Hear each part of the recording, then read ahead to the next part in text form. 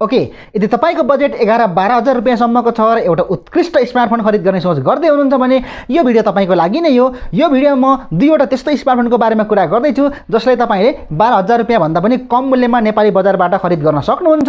Number 2, Redmi 9A 11,499 रुपैयाँमा पाइने यो डिभाइसमा तपाईले Helio G25 भन्ने प्रोसेसर पाउन सक्नुहुन्छ, जसमा 2 GB को र्याम पाउन सक्नुहुन्छ भने 32 GB को इन्टर्नल स्टोरेज पाउन सक्नुहुन्छ। 32 GB को इन्टर्नल स्टोरेज कम भएको अवस्थामा माइक्रो एसडी कार्डको सहायताबाट मेमोरीलाई बढाउन पनि मिल्छ। यो डिभाइसको पर्फर्मेन्स भनेको यो प्राइस सेगमेन्टमा ठिकै नै हो, जे होस् अब राम्रै पर्फर्मेन्स गर्छ। क्यामेरा सेगमेन्टको कुरा गर्नु पर्दाखेरि यो डिभाइसमा तपाईले पछाडि 13 मेगापिक्सलको सिंगल सेन्सर पाउन सक्नुहुन्छ भने अगाडि चाहिँ 5 मेगापिक्सलको सेन्सर पाउन सक्नुहुन्छ, जसको आउटपुट भनेको औसत किसिमकै पाउन सकिन्छ। जे होस् सोसियल मिडियामा सेयर गर्न लायककै फोटो तथा भिडियो खिच्न सक्नुहुन्छ। ब्याट्रीको कुरा गर्दाखेरि ब्याट्री पनि राम्रो छ, एकदमै राम्रो ब्याट्री ब्याकअप दिन्छ। जे होस् पुरा दिनको ब्याट्री इन्टरनेट पाउन सक्नुहुन्छ। 5000 mAh को ब्याट्री प्रयोग गरिएको छ। चार्जिङको लागि चाहिँ माइक्रो एसडी पोर्ट प्रयोग गरिएको छ, जम्मा 10 वाटको चार्जिङ सपोर्ट गर्छ। डिस्प्लेको कुरा गर्नु पर्दाखेरि डिस्प्ले पनि राम्रो छ, 6.5 इन्चको एकदमै ठुलो डिस्प्ले छ, जसमा तपाईले HD+ रिजोल्युसन पाउन सक्नुहुन्छ।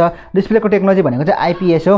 यो डिभाइस एन्ड्रोइड 10 मा चल्छ भने MIUI 12 को स्क्रिन पाउन सक्नुहुन्छ आउट अफ द बक्स। यो डिभाइस भनेको रेडमीको पहिलो त्यस्तो डिभाइस हो जसमा चाहिँ तपाईले MIUI 12 out of the box पाउन सक्नुहुन्छ। त्यसकारण यदि तपाईको बजेट 12,000 रुपैयाँ भन्दा कम छ भने Redmi 9A एउटा राम्रो डिभाइस हो। नम्बर 1, Infinix Hot 9 Play 11,500 रुपैयाँमा पाइने यो डिभाइस तपाईले दराजमा मात्रै पर्चेज गर्न सक्नुहुन्छ, जसमा तपाईले 6.82 इन्चको एकदमै ठुलो डिस्प्ले पाउन सक्नुहुन्छ, जसमा प्रयोग भएको टेक्नोलोजी भनेको चाहिँ IPS हो भने रिजोल्युसन चाहिँ HD+ रहेको छ, जसको क्वालिटी तपाईले ठिकठाक पाउन सक्नुहुन्छ। यो प्राइस सेगमेन्टमा आउने एकदमै ठुलो डिस्प्ले भएको यो डिभाइस हो, जसकारण मल्टिमिडिया कन्जम्पसनमा चाहिँ एकदमै मजा आउँछ यो प्राइस सेगमेन्टमा हेर्ने हो भने। यो डिभाइसमा तपाईले पर्फर्मेन्सको लागि Helio A22 भन्ने प्रोसेसर पाउन सक्नुहुन्छ, जसमा तपाईले 2 GB को र्यामको साथमा 32 GB को इन्टर्नल स्टोरेज पाउन सक्नुहुन्छ, जसको पर्फर्मेन्स भनेको ठिकठाक छ। जे होस् यो प्राइस सेगमेन्टमा हेरेर स्वीकार गर्न सकिन्छ, राम्रै पर्फर्मेन्स दिन्छ। 32 GB को इन्टर्नल स्टोरेज अपुग भएको अवस्थामा तपाईले माइक्रो एसडी कार्डको सहायताबाट मेमोरीलाई बढाउन पनि सक्नुहुन्छ।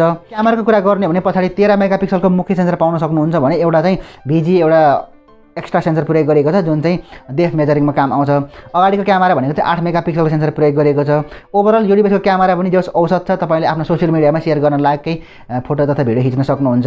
ब्याट्रीको कुरा गर्ने भने यो डिभाइसको ब्याट्री एकदमै राम्रो छ, तपाईले एकदमै राम्रो ब्याट्री ब्याकअप पाउन सक्नुहुन्छ। 1.5 दिनसम्मको ब्याट्री इन्टरनेट पाउन सक्नुहुन्छ। 6000 mAh को ब्याट्री प्रयोग गरेको छ, जसको इन्टरनेट भनेको एकदम कमालको छ। चार्जिङ टेक्नोलोजी भनेको त्यही 10 वाटको मात्रै हो, माइक्रो एसडी पोर्ट प्रयोग गरेको चार्जिङको लागि।